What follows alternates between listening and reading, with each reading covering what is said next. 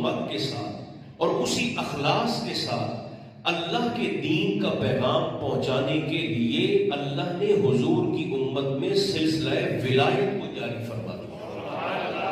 یعنی جس انداز سے نبی اللہ کا پیغام پہنچاتے تھے اللہ کی مخلوق کی طرف، اللہ کے رسول اللہ کا پیغام پہنچاتے تھے اس کی مخلوق کی طرف، اسی اخلاص کے ساتھ، اسی محبت کے ساتھ اور اسی شدت اور وارفتگی کے ساتھ اللہ کی توحید کا پیغام پہنچانے کے لیے رب نے یہ ذمہ داری امت مصطفیٰ میں اپنے اولیاء کے ذمہ لگا دی، اور وہ سلسلہ سرکار کی امت میں آج بھی چل رہا ہے۔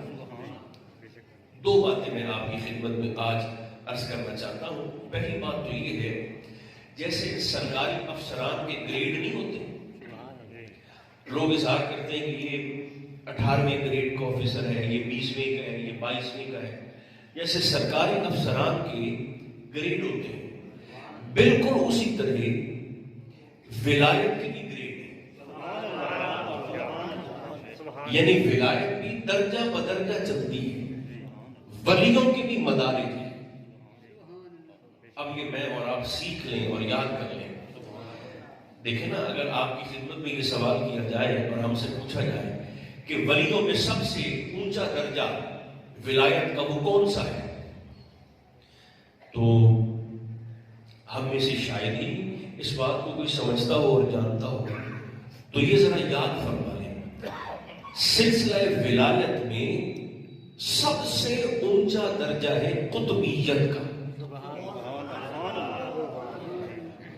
یعنی ولیوں میں قطب وہ شخصیت ہے جس کا درجہ ولایت میں سب سے اونچا ہے۔ شریح بن عبید ہیں، ہمارے بڑے زبردست محدث بھی ہیں، محقق بھی ہیں، اور آپ نے تحقیق فرمائی، وہ جنہوں نے قتل امام حسین کا فتویٰ دیا تھا، جو کہا جاتا ہے قاضی شریح، وہ اور ہے، قاضی شریح ان کا نام ہے، قاضی شریح اور ہے، یہ شریح بن عبید ہے، یہ اور شخصیت ہے، شریح بن عبید۔ اب یہ ان کی تحقیق ہے اور بڑی دلچسپ ہے۔ آپ فرماتے ہیں ولایت میں ولیوں میں سب سے اونچا درجہ ہے قطبیت، قطب سب سے اونچا ہے ولیوں میں، اور قطب کو غوث بھی کہتے ہیں۔ یعنی جب کہا جائے گا کسی کو کہ قطب یا کہا جائے گا غوث، تو اس سے مراد ایک ہی شخصیت ہوگی، یعنی قطبیت اور غوثیت یہ ایک ہی منصب کا دوہرا نام ہے۔ قطب یہ یاد کر لیں، سب سے اونچا ولی ہوتا ہے قطب،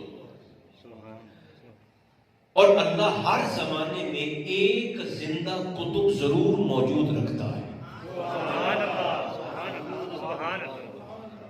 یعنی اس وقت بھی جب میں اور آپ یہاں بیٹھ کر مسجد شریف میں باتیں کر رہے ہیں، تو اس وقت بھی ایک زندہ قطب زمین کی سطح پر ضرور موجود ہے۔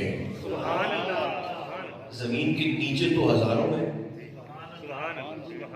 جو پردہ فرما رہے ہیں، مگر زمین کے اوپر ایک زندہ قطب ہر لمحہ اللہ موجود رکھتا ہے۔ اس کا وصال ہو جائے تو پھر اللہ کسی دوسرے کو تعینات فرما دیتا ہے۔ یعنی اس وقت بھی زمین پر ایک زندہ قطب ضرور موجود ہے، اور ہر زمانے میں ان کی تعداد ایک ہوتی ہے۔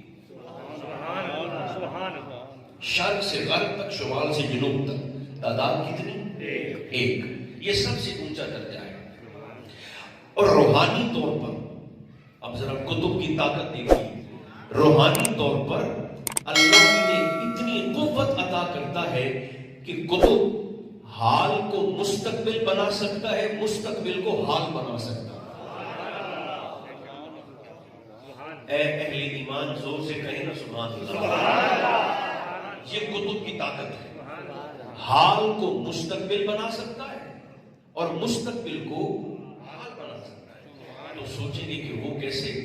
تو میرے بھائیوں وہ ایسے، ایک مثال دے دیتا ہوں، جیسے حضور غوث اعظم شیخ سیدنا عبد القادر جیلانی رضی اللہ تعالی عنہ کا ایک ہی دن میں، ایک ہی وقت میں 40 مختلف مریدوں کے گھر ایک ہی افطار کے دسترخوان پر موجود ہونا،